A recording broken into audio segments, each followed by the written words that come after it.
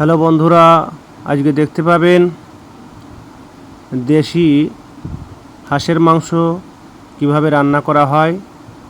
প্রথমে গরম জলে হাঁসের পশমগুলো তুলে নেওয়া হলো, তারপরে কিছু সময় আগুনে পোড়ানো হচ্ছে। এই আগুনে পোড়ানোর পরে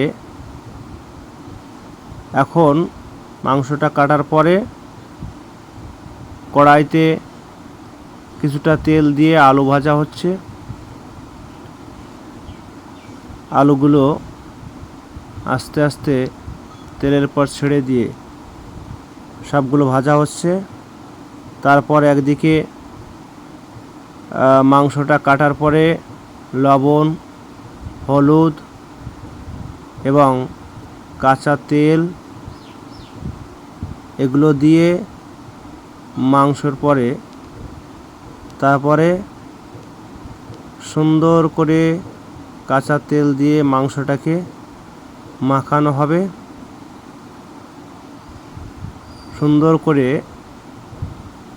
মিক্স করতে হবে যাতে সব জায়গায় তেল মশলা হলুদগুলো যায়। তারপরে সুন্দর করে মাখাতে থাকতে হবে। তারপরে আবার কড়াইতে কিছুটা তেল দিলাম। দেওয়ার পরে তেলটা একটু গরম হলে আমরা কিছু গরম মশলা তার ভিতর দেব। এলাচ, তেজপাতা, দারচিনি এগুলো দিয়ে কিছু সময় খুন্তি দিয়ে নাড়াচাড়া করতে হবে। তেলটা ভালো গরম হলে তারপরে যে মশলাগুলো করা হয়েছিল, পেঁয়াজ কুচি, কিছু আস্ত রসুন এবং রসুনের কোয়াগুলো এবং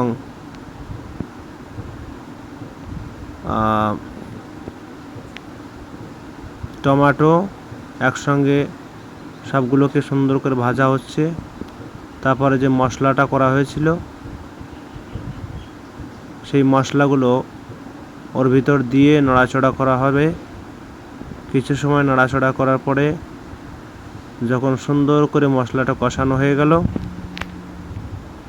কষানোর পর এখন আমরা সেই কষানো মাখানো মাংসটা কষানো মশলার পরে ঢেলে দেব।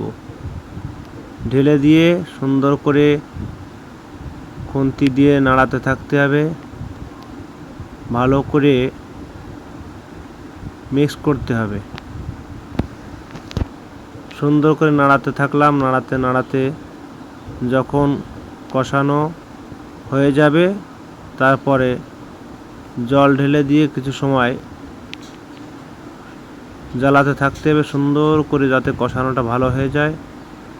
এইবার দেখা যাচ্ছে মাংসটা কষানো শেষ হয়ে গেল প্রায়। ভালো সুন্দর, দেখতেও বেশ সুন্দর হয়েছে, যেন খেয়েও খুব মজা পাওয়া যায়। তারপরে কষানো মাংসর পরে জল ঢেলে দেওয়া হলো। জল ঢালতে ঢালতে যতটা প্রয়োজন একটু বেশি করে জল দিতে হবে, যেহেতু হাঁসের মাংস সেখানে একটু টাইম লাগতে পারে। তাই সুন্দর করে যখন কিছু সময় জাল দেওয়ার পরে আলুগুলো ছেড়ে দেওয়া হয়েছিল, তারপরে মাংসটা সুন্দর করে জাল দিতে থাকতে হবে। দেখুন কি সুন্দর কালার এসে গেছে, জ্বালাতে জ্বালাতে সেই সুন্দর লাগছে। এখন মাংসটা সুন্দর করে গামলায় ঢেলে রাখলাম। দেখুন বন্ধুরা মাংসটা কেমন রান্না হয়েছে, আপনাদের দেখলেই জিভায় জল এসে যাবে। আমার দাদু তিনি খাওয়ার শেষে বলছে খুব সুন্দর রান্না হয়েছে। দাদু কেমন হয়েছে? খুব সুন্দর রান্না হয়েছে। মাথা